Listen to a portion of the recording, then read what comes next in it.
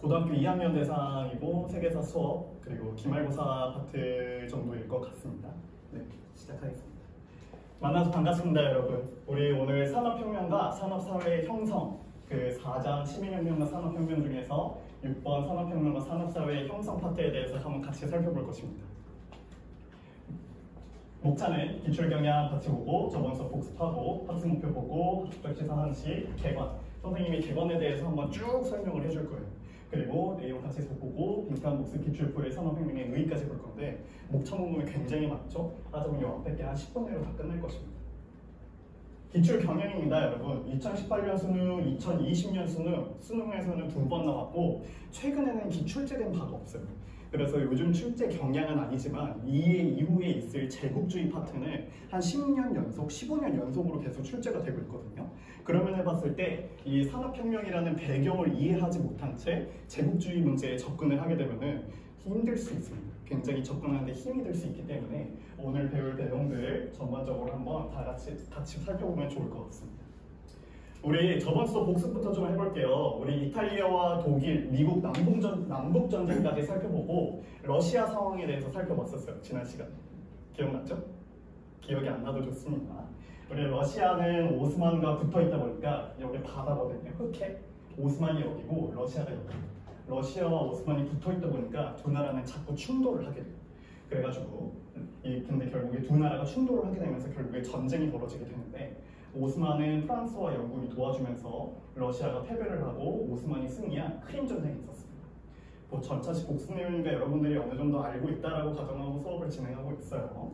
그리고 알렉산드르 2세가 농노 해방령을 반포하면서 러시아를 개혁하려고 노력하였지만 이 개혁에 실패를 하게 되면서 러시아는 허무주의, 무정부주의, 과격주의 등 좀 이러한 안 좋은 사상, 조금은 과격한 사상들이 퍼지기 시작을 하게 됩니다. 그러면서 알렉산드르 2세가 폭탄에 의해서 암살당하는 사건까지 벌어지게 돼요. 그리고 결국에 차례의 전제 정치가 강화가 되고 러시아는 혁명을 일으키지 못하고 20세기 이후에 들어서 러시아 혁명이 일어나게 됩니다. 오늘은 드디어 그 주제가 바뀌어서 경제적 측면이 등장을 하게 됩니다. 산업혁명의 성과와 산업사회의 문제점을 설명할 수 있다라는 게 오늘의 학습 목표예요. 우리 산업혁명, 우리 혁명이 붙잖아요. 혁명이 붙는다라는 것은 이전과 이후가 크게 다르다라는 것을 의미를 합니다. 이전과 이후가 크게 다르다. 그리고 산업사회는 산업혁명이 있고 난 이후의 사회를 산업사회라고 얘기를 합니다.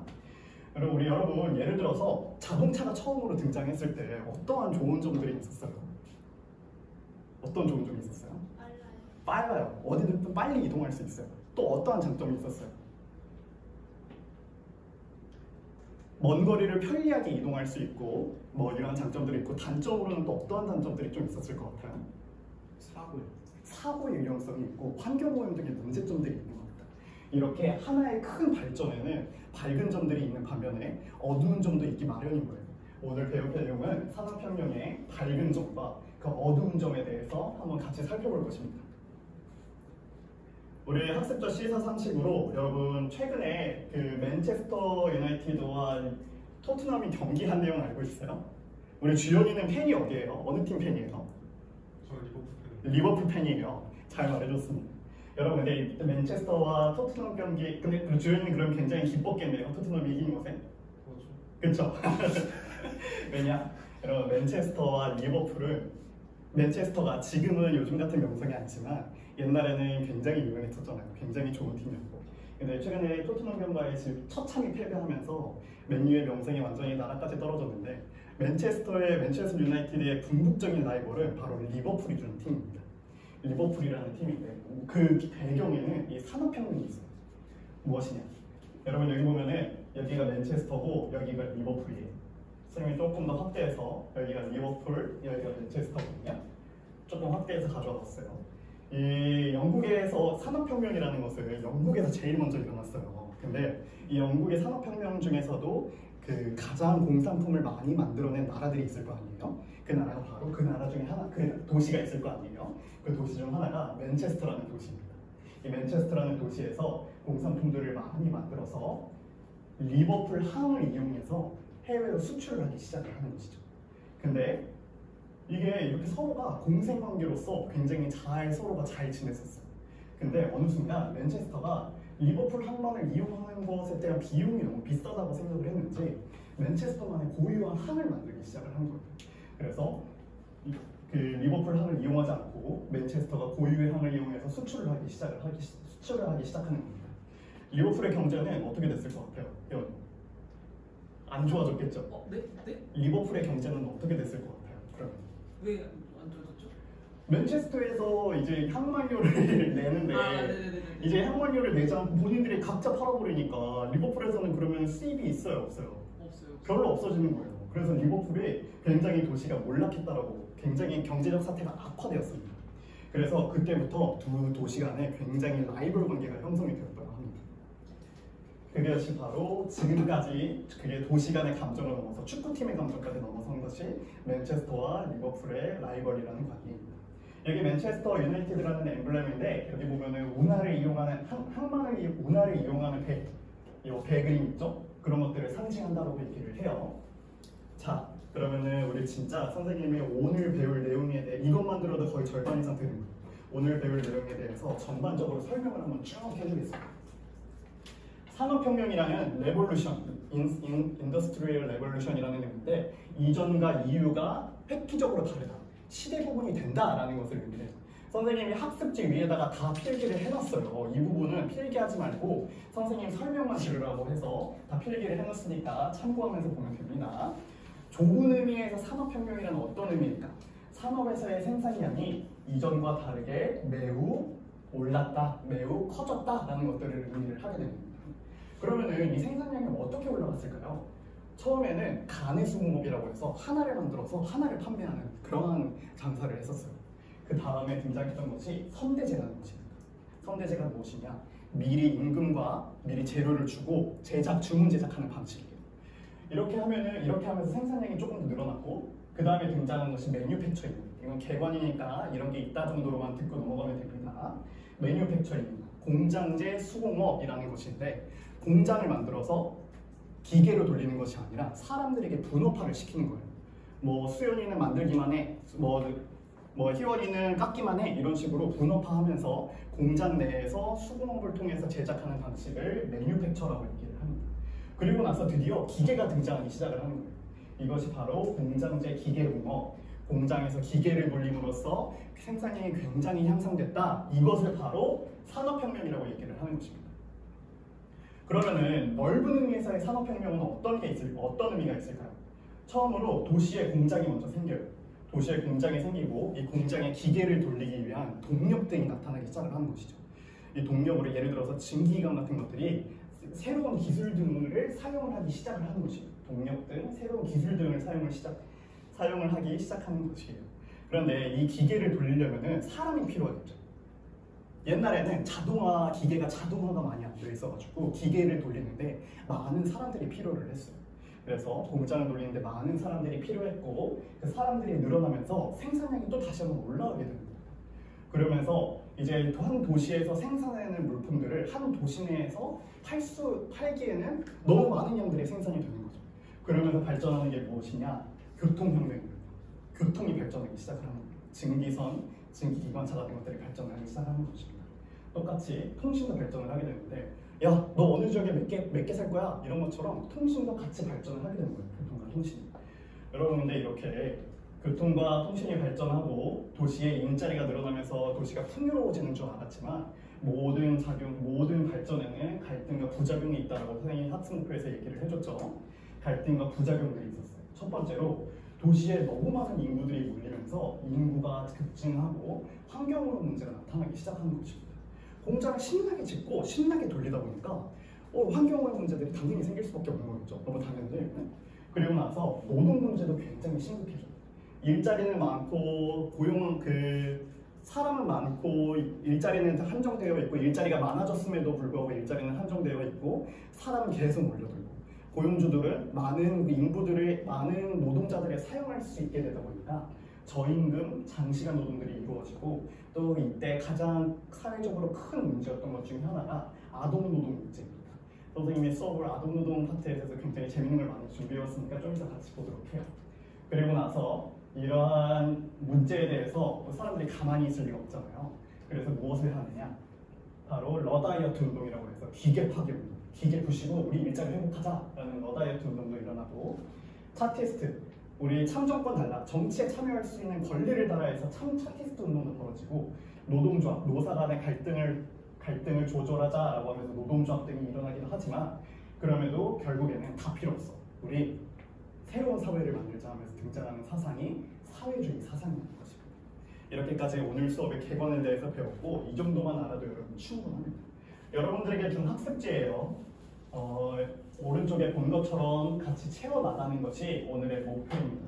여러분들은 제가 필기를 하면은 같이 색깔에 맞춰서 필기를 해주시면 되고, 검정색은 일반 내용, 파란색은 중요한 내용, 빨간색은 매우 중요한 내용을 담고 있어요. 그리고 그 외로 세모는 하지만 but이라는 것을 의미를 하고 있고, 화살표는 그래서라는 것들을 의미를 하고 있습니다. 선생님이랑 수업 한번 해봤습니다. 잘 알죠? 자, 우리 그러면 본격적으로 수업을 한번 시작해서 보겠습니다. 우리 선생님이 계속 설명했어요. 산업혁명에서 제일 중요한 게 뭐라고 했어요? 세윤이 뭐라고 했어요? 산업혁명에서 제일 중요한 게 무엇이 변화했다는 거예요? 생산량이 변화했다는 거예요. 생산량이 변화했다. 기억해야 해요. 그러면은 그 생산량이 어떤 식으로 변화했느냐라는 것들을 오늘 지금 살펴볼 것입니다. 첫 번째로는 무엇이 있었느냐, 같이 필기해요, 여러분. 선대제가 등장하게 됩니다. 색깔 3색에 맞춰서 펜이 없으면은 파란색은 밑줄을 또 빨간색은 별표를 치고 이런 식으로 활용을 해도 괜찮겠죠. 선대제는 무엇이냐? 기존에는 가내수공업, 볼펜 하나 만들고 하나 팔았는데 이제는 상인 자본가들이 등장을 하면서 장사하는 상인이 와서 미리 임금을 주고 임금과 재료를 주고 만들게 시키는 거예요. 근데 이런 질문이 있을 수 있어요. 이게 왜 생산량이 더 늘어요? 손님을 이렇게 하면은, 이게 선대제를 하게 되면 어떠한 장점들이 있냐면은 손님을 찾는 시간들이 줄어들겠죠. 미리 주문을 받으니까 손님을 파는 시간이 줄어들고 한 번에 더 많은 양을 생산할 수 있어요. 기존의 가내수공업에서는 내가 10개 만들었는데 오늘 2개밖에 못 팔면 어떡하지? 라는 걱정이 있을 수 있잖아요. 근데 이제는 한 번에 주문량 한 만큼 생산할 수 있고 미리 돈과 재료를 받으니까 만들다가 중간에 멈출 일이 없어서 더 안정적이게 되는 거예요. 그렇게 해서 생산량이 증가하게 되는 것입니다. 그 다음이 무엇이냐? 공장제 수공업이라는 것이에요. 다 파란색이에요. 영어도 한번 적어봅시다.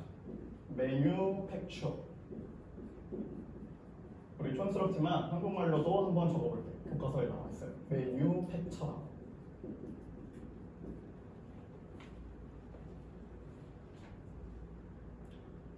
이제 찾아가서 만들어달라기는 귀찮은 거예요. 장소 하나 딱 마련할 테니 여기서 물건 만들어. 물건 만드는 사람 다 모여. 그리고 공장을 만들기 시작하는 거예요.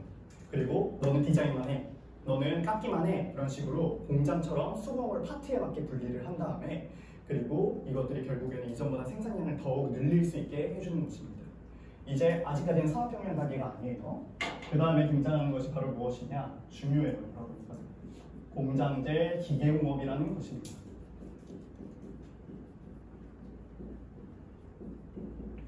공장제 기계공업. 드디어 기계가 만들어지기 시작한 것입니다. 이제 공장에서 기계로 찍어내기 시작하는 거예요. 이것이 바로 산업혁명의 시작인 것입니다. 다 필기했죠? 필기 못한 사람? 네, 좋습니다. 우리 그 다음에는 이 산업혁명이 어느 나라에서 제일 먼저 일어났느냐? 바로 영국이었어요. 그러면은 왜 영국에서 먼저 일어났을까라는 생각이 들 수 있을 것 같아요. 그러면은 한번 그 내용을 같이 한번 살펴보기 전에 우리 세 가지 발수 방식, 선생님이 1, 2, 3번 방금 말했잖아요. 유빈이가 한 번만 얘기해 줄래요? 1, 2, 3번이 어떠한 발전들이 있었죠? 수공 생산 방식에서 첫 번째가 선대제였고, 두 번째가 뭐였죠? 공장제 수공업. 그리고 세 번째가 공장제 기계공업. 공장제 기계공업이에요. 여러분 이 정도는 지금 외우고 갑시다. 첫 번째가 선대제, 두 번째가 공장제 수공업, 매뉴팩처어, 그리고 세 번째가 공장제 기계공업입니다. 생산 방식이 이런 식으로 변화가 되었다라는 점들 여러분들 알고 넘어갑시다. 그 다음에 영국에서는 첫 번째로 산업혁명이 일어났었던 배경 중에 국내외 시장을 확보하였기 때문입니다. 글씨가 잘 안 보이면은 언제든지 손 들고 물어보면 돼요. 노동자를 통해서 많이 찍어낸 것을 영국은 팔아먹을 도시랑 식민지 이런 것들이 굉장히 많았어요. 해외 시험들이 많았어요. 그 다음에 두 번째로는 풍부한 노동력입니다. 그리고 그 옆에다가 검정색으로 바이 인클로저 운동이라고 같이 적어봅시다.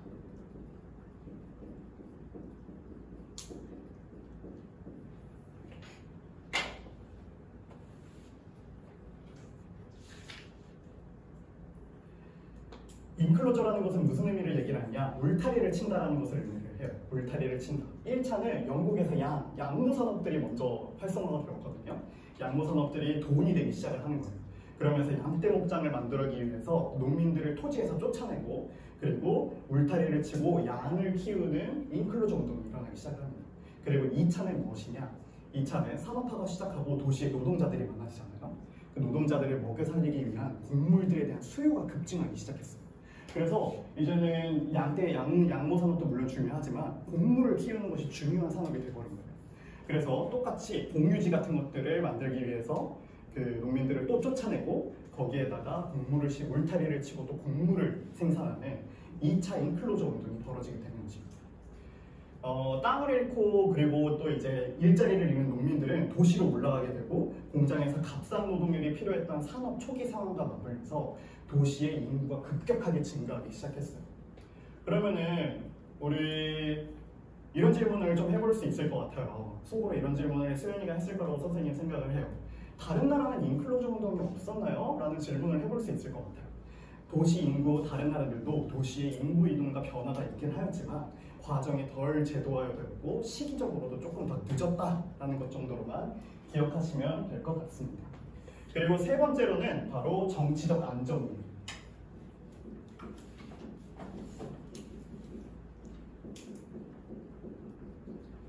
영국은 정치적 안정을 이루었습니다.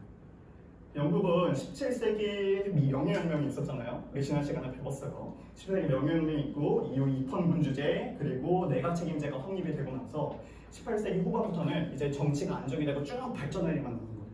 동시기에 프랑스에서는 혹시 어떤 일이 있는지 아는 친구 있어요? 18세기에 프랑스에 어떤 일이 있었어요, 주연이? 프랑스 혁명이 있었어요. 미국은 이때 뭐 했어요? 미국 독립하고 이제 막 시작한 거잖아요. 그러니까 다른 나라에 비해서 영국이 앞장설 수밖에 없었던 이유가 이런 것들이 있습니다. 그리고 네 번째로는 바로 철과 석탄 등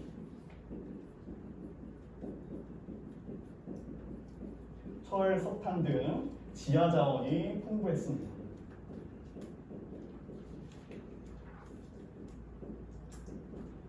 이거를 아이패드로 필기하면 훨씬 더 빠르고 깔끔하게 쓸 수 있을 텐데 라는 아쉬움이 잘듯하고 묻어나네요. 괜찮습니다. 맨체스터 같은 것들이 대표적인 도시죠. 이런 것들을 통해서 영국의 앞장서기에 굉장히 유리했다라고 보시면 됩니다. 조금만 참아봐요. 이제 선생님이 설명할 내용들이 좀 줄어들고 더 많은 활동들이 드러날 것입니다. 다 적었죠? 그 다음으로 인클로저 운동 사진을 못 보여줘요. 이거 간단해요. 그냥 울타리 치고 이거 챗GPT로 만든 건데 울타리 치고 그냥 이렇게 곡물 지었다, 땅 부분 지었다 이런 것들 그냥 보시면 됩니다. 그 다음에 영국에서는 산업혁명이 어떤 식으로 전개가 되었느냐, 바로 공장제 기계공업의 확산 등을 통해서 산업혁명이 전개가 되기 시작합니다. 첫 번째로 파란색으로 적을게요. 면직공업이 발달하기 시작했어요. 그리고 그 옆에 검은색으로 방적기와 방직기를 발명하기 시작합니다.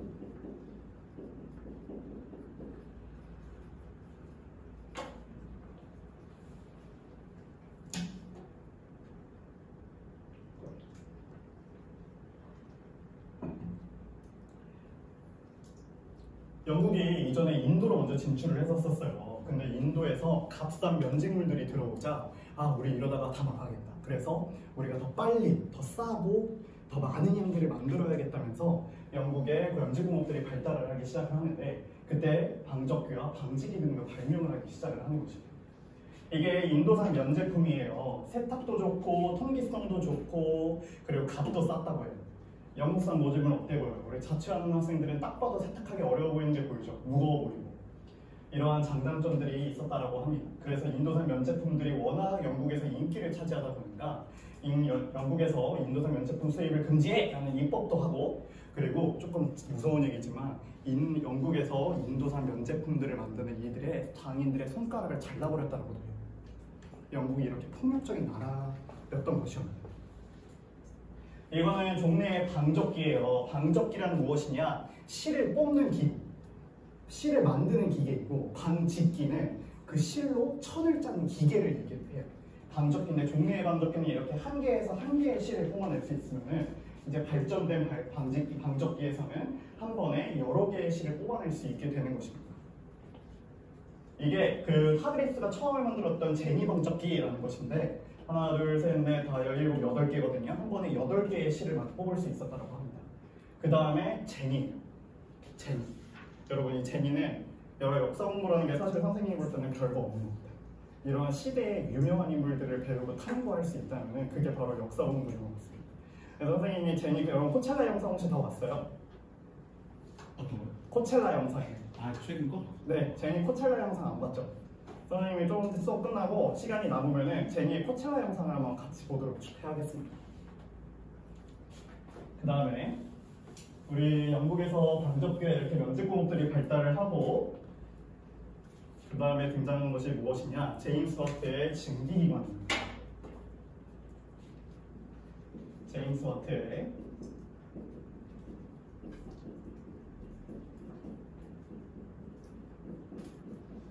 증기기관이 개량이 되었어요. 연도는 1765년도입니다.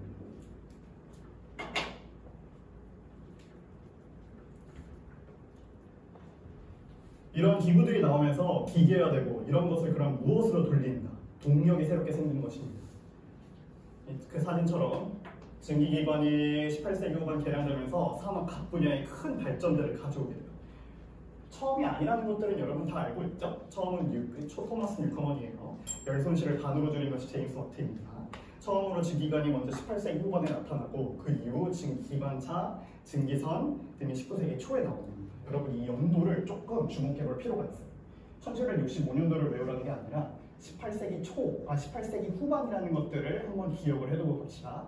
증기기관이 언제 있었다고요? 18세기 후반 이것만 한번 기억해보고 갑시다. 여러분 근데 왜 이렇게 다들 좀 조용해요? 왜 이렇게 다들 좀 다운되어 있는 것 같죠? 선생님이 좀 그냥 그렇게 느끼는 건가요? 우리 희원 학생 지금 좀 수업 듣는 기분이 어때요? 오늘 조금 피곤해가지고 하지만 선생님 수업 너무 열심히 듣고 있습니다 지금. 그래요? 좀 수업이 좀 지루해요? 좀 설명이 좀 너무 긴 것 같아요? 어때요? 아니요. 괜찮아요? 그렇습니다. 우리 세연 학생은 어때요? 좀 수업이 어때 보여요 지금? 좀 선생님 말이 너무 많아요? 아니요, 좋아요. 이거 너무 강압적인 답장문이에요. 솔직하게 얘기해줘도 돼요. 피드백 할 수 있으면 바로바로 피드백해서 또 수업 한번 해봅시다. 여러분 너무 침착해, 너무 차분해져 있는 것 같아요. 정서적으로 이 역사교육과는 이런 거 같긴 하지만 그래도 한번 조금 참여하면서 같이 말할 수 있으면 말해보고 말할 수 있는 것들 말해보면서 한번 수업 들어보면 좋을 것 같습니다. 그래야 학습 효과가 더 올라가거든요. 여러분 이렇게 내가 얘기하는 게 아니라 여러분 어차피 이명 볼 거잖아요. 그쵸? 이명 볼 거잖아요. 산업혁명 파트 중요해요. 시험에 나오긴 해요. 한번 그래도 제가 교과서에 있는 내용들 잘 정리해 놨으니까 한번 잘 좀 봐봅시다. 수업 너무 유명했고. 자, 그 다음에 있었던 것이 무엇이냐? 교통과 통신의 혁명이라는 것입니다. 먼저 1번, 2번부터 적어볼게요. 교통혁명이 먼저 있었고 그 다음에 통신혁명이 있었습니다. 선생님이 원래 이렇게 앞필이 아니에요. 교통혁명과 통신혁명 등이 있었습니다. 먼 지역에도 상품을 팔아야 할 거 아니에요. 그래서 교통혁명이 일어났는데 이때 처음으로 증기기관차가 운행을 하기 시작합니다. 연도가 1860년이에요. 1830년. 그리고 증기성 등이 발명되기도 합니다. 아까 증기기관이 18세기 후반이라고 했었죠. 그 다음이 증기기관차가 19세기 초입니다. 이 정도 연도를 같이 기억해 두시면 시험 보는데 수능 보는데 전혀 영향이 없을 거예요. 그 다음에 통신혁명으로는 유선전신이 나타났고 모스에 의한 유선전신이에요. 모스. 그리고 전화가 등장하기 시작하고, 전화는 누가 만들었는지 알죠? 배. 가장 한 명짜리 위인 이름 되기 쉽게 배. 전신이란 무엇이냐? 문자나 숫자를 전기신호로 바꿔서 전류를 보내는 통신인데, 막 독립운동 영화 같은 거 보면은 또또또또 해가지고 막 모스 보고 다녔잖아요. 그 전신 얘기하는 거예요. 그리고 벨의 전화, 이거는 너무 유명하니까 설명 안 하고 넘어가겠습니다. 그 다음 파트는 여러분 선생님이 교과서에는 있지만 선생님 볼 때는 조금 지역적인 내용 같아요. 그래서 선생님이 여러분들 종이에도 한서를 다 내용을 이미 기록을 해 두었습니다. 한번 그냥 가볍게 조금 릴렉스하고 가볍게 한번 들어보도록 해요. 조금은 생각을 기울이고 이 파트는 들어보면 됩니다. 18세기 후반 영국의 산업혁명으로 세계 무역을 주도를 했어요. 그 다음에 유럽과 유럽의 다른 나라들이 이 영국을 따라가면서 산업화를 하기 시작하는 것입니다. 19세기 전반에 벨기에와 프랑스 등이 있었고, 프랑스는 고급 소재 산업들이 발달을 하게 되는데 이때 가내소공업 이런 것들이 발달하게 되거든요. 여러분들 아는 프랑스 명품 같은 거 혹시 뭐 있어요? 수영이 혹시 아는 프랑스 명품 있어요? 루이비통 있고, 희연형 혹시 아는 거 있어요? 프랑스 명품. 샤넬. 맞아요, 샤넬. 수영이 아는 거 있어요? 에르메스 등등 있습니다. 루이비통, 샤넬, 에르메스, 디올, 생로랑 들으면 다 알죠? 이런 것들이 바로 프랑스의 고급 소재 산업 발달을 명맥을 이어온 제품들입니다. 그 다음에 19세기 후반에는 독일, 미국, 러시아, 일본 등이 있었고, 독일은 중공업에 발달했어요. 중공업은 무거운 기계들을 다루는 산업이거든요. 무거운 물건들을 다루는 산업. 그래서 이것들은 국가 단위의 대규모 자본들이 필요로 했어요. 국가주도 산업화가 이루어지고, 미국은 농업이 기계화되고 전기기술이 개발되고 전신전화 전구 등이 있는데, 이때 바로 누가 등장해요? 에디슨이 등장하게 되는 것입니다. 2차 산업혁명이 있었는데 미국과 독일을 위주로 이루어졌어요. 이 정도만 보고 넘어갑시다. 그 다음에는 산업사회의 형성이에요. 여러분 조금 다시 한번 힘을 줘봅시다. 그 전에 우리 1차 산업혁명과 2차 산업혁명이 무엇이에요? 무슨 차이가 있어요? 라고 물어볼 수 있는데, 1차는 증기기관을 중심이고 기계화가 중심이었다면 2차는 전기와 석유 그리고 대량 생산이 발전했다라는 것들을 알고 있으면 됩니다. 산업사회의 형성 첫 번째로 인구 증가와 도시화가 이루어졌습니다. 이렇게 산업혁명으로 인해서 만들어진 산업사회의 특징들을 바라보고 있는 것입니다. 인구 증가와 도시화가 일어나면서 주택과 위생 등 도시 문제가 발생했습니다.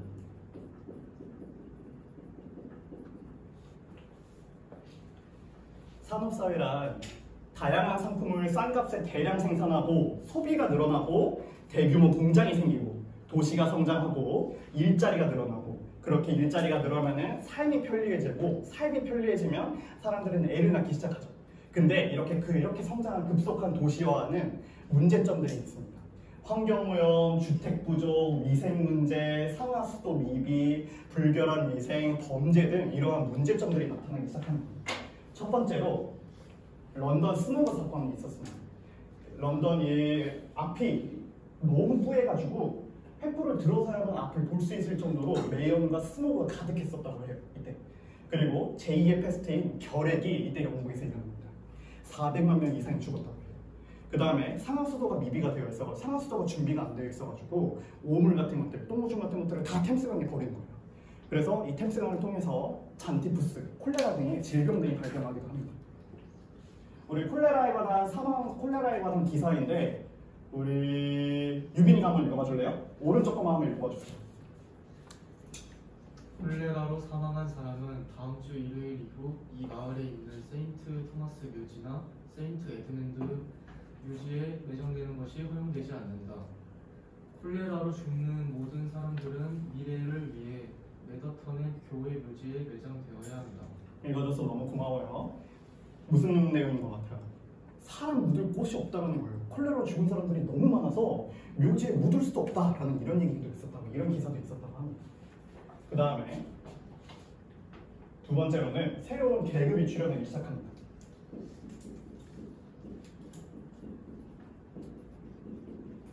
자, 파란색으로 지금 필기하고 있어요. 산업자본가와 뭐겠어요? 임금 노동자가 등장하기 시작하는 것이죠.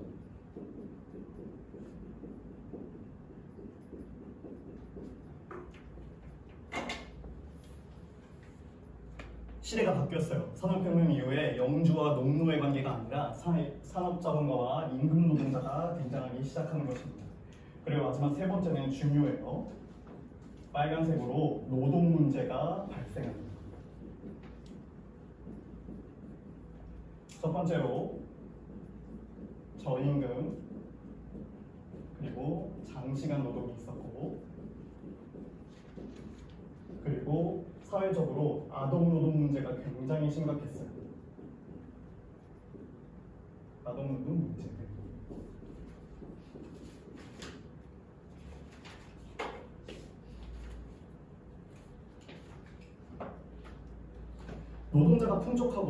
노동자가 풍족하니 마음에 들면 바로 해고해버리고 다른 사람 고용해버리고 장시간 노동, 저임금 노동, 그리고 이런 아동노동 문제들이 굉장히 사회적으로 심각했다라고 얘기를 합니다.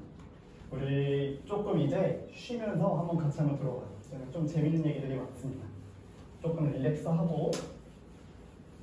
당시에 사람들이 몇 시간 정도 일했냐, 우리 저번 시간에 한번 간단하게 살펴보긴 했는데 사람들이 하루 평균에 16시간 일했다고 해요. 우리 지금 알바하고 있는 친구 있어요? 희원이가 알바하고 있는 걸로인데 일주일에 몇 시간 일해요 지금? 일주일에 8시간. 8시간 일하죠. 하루에 16시간 일해요. 그리고 쉬는 시간도 1시간이었대요. 그러면은 돈을 많이 벌었냐? 그것도 아니에요. 일주일에 2에서 3만 원 벌었대요. 일주일. 지금 가치로 2에서 3만 원. 노동이 너무 고되잖아요. 아침 8시부터 몇 시까지 일하는 거예요. 밤 12시까지 일해야 하는 거예요. 그래서 사람들이 아침에 일어나지 못해가지고 이들을 깨워주는 노커어퍼라는 직업도 있다고 생기기도 했다고 합니다. 이 사람 완두콩으로 창문에다가 푹 해가지고 사람 깨우는 거고, 이 사람은 창문을 열 때까지 문을 두드리면 이런 노커어퍼들, 이런 사람들도 있었다라고 얘기를 합니다. 그리고 이거는 조금 안타까운 얘기인데, 그 당시에 아동노동 문제가 굉장히 심각했었다고 하잖아요. 그래서 이 굴뚝 청소, 선생님 그래서 여러분 준비를 좀 해봤어요. 이게 실제 굴뚝 크기, 선생님 어제 밤에 사부작사부작을 들어봤는데, 자 한번 가져와요. 그리고 이샤 누굴까요? 유빈이. 자, 실제 노동 굴뚝 크기라고 합니다. A4가 보통 29.7에 30cm 정도 되거든요. 21cm에 29.7cm인데 굴뚝 크기가 23cm에 35cm 정도라고 했다고 합니다. 유빈이 왼쪽으로도 한번 넘겨줘요. 이쪽으로. 실제 굴뚝 크기를 한번 보고 체험해보라고, 거기를 여러분들이 지나갈 수 있다고 생각을 해보세요. 좋습니다. 그리고 영상을 한번 실제로 아동들이 어떤 식으로 일을 했는지 영상을 한번 같이 봐볼게요. 그 다음은 여러분들 많이 아는 성냥팔이 소녀예요. 이 여자아이들이 무슨 일을 했느냐, 이렇게 촛불 이렇게 나무 막대기 끝에다가 유해물질인 백린을 담아서 성냥을 만드는 일들을 했었다고 해요. 근데 여러분, 이 백린이라는 건 굉장히 유독한 물질이거든요. 그 백린, 우리 전쟁하면은 던져가지고 끝까지 불타오르는 그러한 물질이에요. 근데 이 백린에 중독이 되면은 여기 턱이 녹아내린다고 합니다. 이런 식으로. 근데 이 공장주들이 악독한 게 뭐냐면은 그 증상이 증상이 있으면 바로 잘라버렸대요. 바로 잘라버려가지고 이런 문제점들이 있는 것들을 모르게 하려고 다 잘라버리고, 이 성냥팔이 소녀가 그래서 일자리를 잃고 길거리에 앉아서 성냥 사주세요라고 했었던 이 일화가 굉장히 미화된 이야기라고 보여줄 수도 있는 것입니다. 그 다음은 한번 해볼래요. 이거 선생님이 준비를 했지만 여러분들 반응에 따라서 조금 고민을 했는데 이게 무엇이냐면은 밧줄 여행책이거든요. 우리 주연이 한 번만 나와줘요. 뭐냐, 이게 2페니를 주면 이렇게 줄에 매달려서 잠을 잘 수 있고 4페니를 주면 좁은 관짝에서 잠을 잘 수 있다고 해요. 저것도 심지어 돈을 내야 돼요. 돈을 내야 해요. 심지어 2페니는 하루에 2,000원 정도거든요. 하루에 500원 정도인데 우리 유빈이 한번 나와봅시다. 꽉 잡아야 해요. 매달려봐요. 잠을 한번 자보세요. 미안해요. 우리가 더 세게 줘야 되는데 한 번만 꽉 주연이가 힘을 꽉 줘야 해요. 이러고 잠을 잔다고 생각을 해보세요. 어때요? 편해요? 어때요? 개인적으로? 매우 불편합니다. 희원이도 나와봐요. 희원이 아까 졸리다고 했죠? 빨리 나와봐요. 아 이제 잠이 다 깬 거. 빨리 나와요. 오, 빨리 다음 수업 해요. 주연이 꽉 잡아야 해요. 넘어지지 않게. 쓰러지지 않게 해주세요. 네. 보험 들어가 있나? 확 엎드려봐요. 진짜 꽉 잡고 있습니다. 미안해요. 고맙습니다, 현 씨. 아유 고맙습니다. 이런 식으로 노동자들의 삶들이 굉장히 열악했다는 것들을 보여주고 싶었습니다. 많이 아파요? 어떻게 사는지 모르겠어요. 그쵸. 우리 선생님 어떻게 잠을 자는지 모르겠어요. 근데 이거를 심지어 하루에 500원, 1,000원씩 주고 자야 한다고 생각을 해보세요. 너무나 삶들이 열악했다라고 합니다. 그 다음에 찰스 디켄스의 올리버 트위스트라는 영상인데 이거는 그냥 넘어가도록 할게요. 어린아이의 노동을 잘 묘사한 소설이자 영화예요. 엄격한 규율 노동자들의, 소년 노동자들의 모습을 잘 보여주는데 밥 먹을 때도 막 줄 서서 이러고 오고 밥 더 주세요 하면 막 매질을 하고 그러한 노동의 모습들을 잘 나타낸 영화이자 소설입니다. 선생님 되게 재밌게 봤어요. 이런 준비하면서. 시간이 없으니까 빨리 필기를 하고 넘어가 봅시다. 다 했어요? 한번 남았어요. 그 다음에 이러한 사회 문제들을 해결하기 위해서 노동운동들이 등장하기 시작을 합니다. 첫 번째로 빨간색이 중요해요. 러다이어트 운동이 등장하기 시작합니다. 1811년입니다. 러다이어트 운동이라고도 하고 러다이트 운동이라고 하고 기계 파괴 운동이라고도 얘기를 해요. 이 러다이어트 운동을 한 이들을 나중에는 이렇게 기계들을 파괴하는 대표적인 그림인데 파괴하는 교수형하는 사형집행 제도도 만들었다라고 의회에서 나중에 나타나기도 합니다. 그 다음은 파란색으로 차티스트 운동입니다.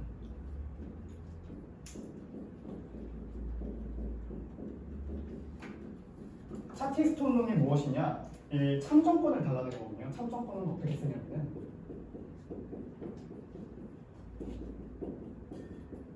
이렇게 쓰거든요. 버는 안 쓸게요.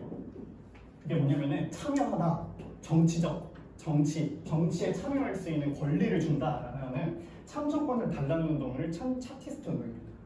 1831년에 1차 선거법 개정이 있긴 있었어요.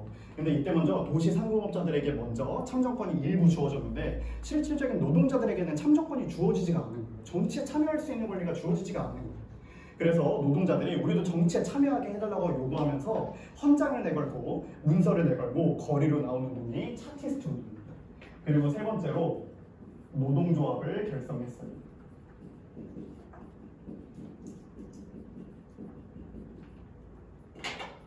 노동자들의 임금 인상, 노동조건 개선 등 처우 개선을 위한 노조라고 하죠. 노동조합들이 결성이 됐다라는 것입니다.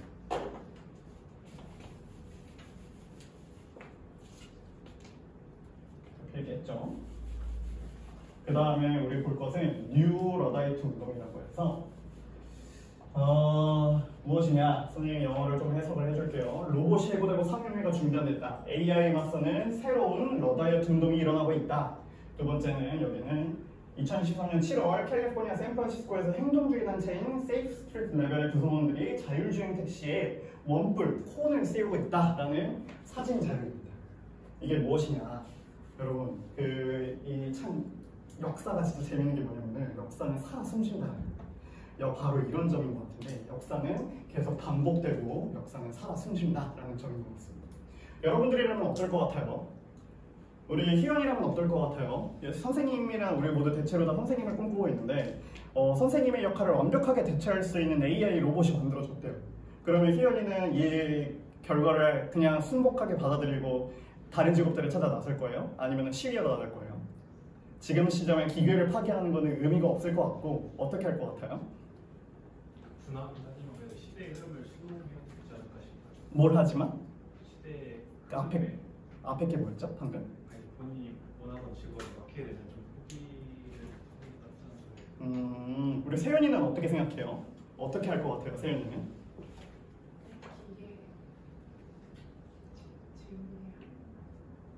혼나요. 저런 학생이 있으면 안 됩니다. 자, 기계 AI를 선생님 역할을 AI가 대체한대요. 그러면은 세연이는 시위하러 갈 거예요? 아니면 그냥 그 결과를 겸허히 받아들일 거예요?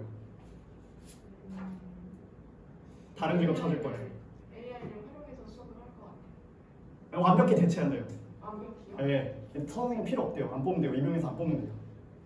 그럼 다른 길을 가겠어요. 다른 길을 찾으러 갈 거예요.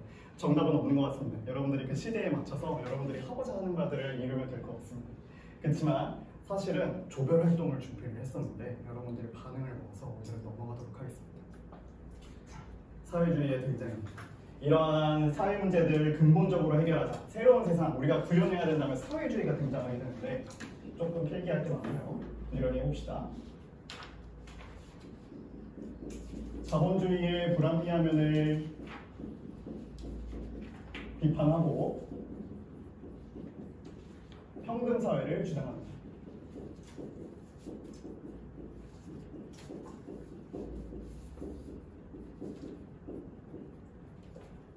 우리 수업이 몇 분에 시작했죠?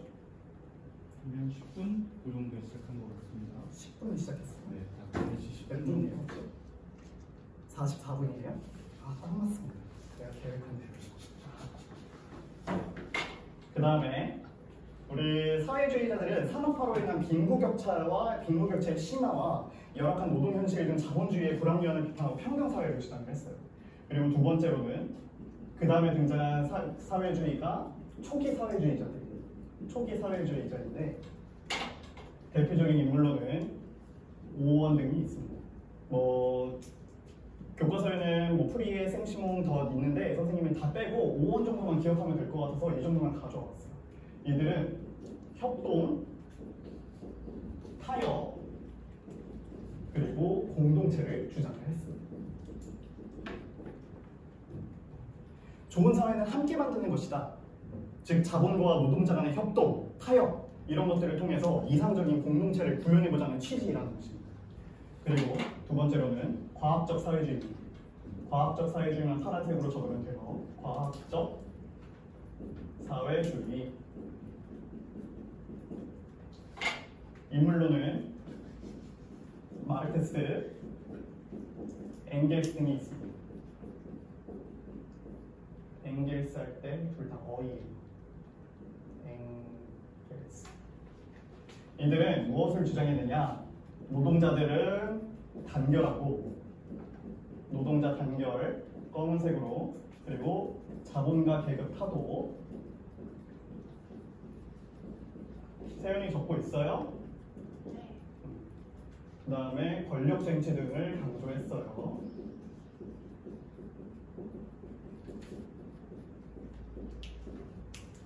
조금 적을 게 많죠? 적어봅시다. 과학적 사회주의들이 무슨 얘기를 하는 것이냐? 바로 노동자들의 단결해서 자본가 계급을 다 무너뜨리고 권력을 쟁취해야 한다. 이런 것입니다. 단순히 좋은 공동체 만들자 이런 것이 아니라 무슨 협력이야? 현실은 투쟁뿐이야. 싸워서 쟁취하는 것이 바로 사회주의. 그게 바로 사회다. 이런 것들을 얘기를 하는 것이죠. 마르크스 엥겔스가 왜 과학적 사회주의냐라고 물어볼 수 있는데 실제 경제구조와 계급 갈등 등을 분석을 해가지고 계급 갈등 등을 바탕으로 과학적으로 분석해서 설명하고자 한다라는 의미로 과학적 사회주의라는 말들을 했다고 합니다.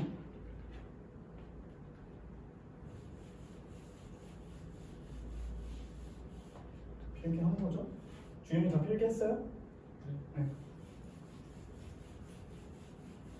좋습니다. 여러분들 너무 수업 잘 들어서 빈칸 복습은 안 하고 넘어갈게요. 빈칸 복습을 좀 네, 될 것 같고 문제도 그냥 가볍게 한번 물어볼까요? 가시계에 있었던 사실로 옳은 것은 1760년부터 1800년 이거 무슨 몇 세기 후반이에요? 18세기 후반이죠. 18세기 후반에 선생님이 뭐 기억하라고 했어요? 증기 기관. 답은 5번이에요. 이 정도만 기억하면은 문제 푸는 데는 전혀 이상이 없습니다. 2020년도 수능이었어요. 산업혁명의 의의. 우리 학습목표에서 배웠었던 내용, 학습목표에서 얘기했었던 거 기억나요? 혹시? 산업혁명의 성과와 산업사회의 문제점 등에 대해서 같이 살펴보겠다고 얘기를 했었잖아요. 산업혁명은 농업사회에서 산업사회로의 발전이 있었고 지주와 농민의 관계에서 산업자본가와 노동자간의 관계로 그리고 기계의 활용으로 막대한 생산량을 올렸고 경제적 풍요를 통해서 많은 사람들이 안정된 삶, 일자리에 있는 사람들을 누렸지만 반면에 노동 착취, 아동노동 문제, 열악한 거주환경, 환경오염 등의 문제 등이 있었다고 얘기를 합니다. 선생님이 볼 때 그 산업혁명의 진정한 의의는 여전히 현대적인 쟁점에 있다는 것 같습니다. 우리는 현재 4차 산업혁명 시대에 살고 있지만 기술 발달로 직업을 잃고 환경이 파괴되고 사회계층 사이의 격차가 점점 커지는 것은 200년 전과 본질적으로 크게 다르지 않다라고 생각을 하고 있습니다. 자, 이상으로 수업 마무리하겠습니다. 우리 다음 시간에는